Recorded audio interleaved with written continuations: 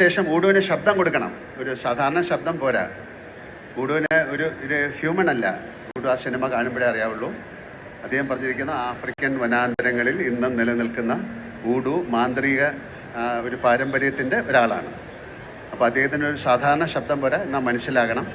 അങ്ങനെ ഞങ്ങൾ അതിനു വേണ്ടിയുള്ള ശ്രമത്തിൻ്റെ അവസാനത്തിൽ ഞങ്ങൾക്ക് ഭാഗ്യം കൊണ്ട് ഒരാളെ കിട്ടി. അദ്ദേഹത്തെ ഞാൻ വിളിക്കാം, മിസ്റ്റർ ഭാസ്.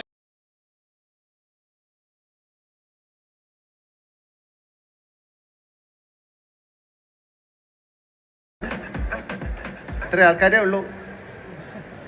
അപ്പം ഇത്രയും ആൾക്കാരാണ് ഈ സിനിമയുടെ ഈ പുതിയ കഥാപാത്രത്തിന് ജീവൻ കൊടുത്തിരിക്കുന്നത്. ഇനി നിങ്ങൾ സിനിമ കാണൂ. എന്തായാലും നിങ്ങൾക്ക് ഏറ്റവും ഇഷ്ടപ്പെട്ട ഒരു നടനായിട്ട് മാറാൻ സാധ്യതയുണ്ട്.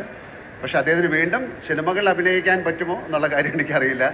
അതിന് ഭാഗ്യം ഉണ്ടാകട്ടെ അദ്ദേഹത്തിനും ഞങ്ങൾക്കും നിങ്ങൾക്കും. Thank you very much.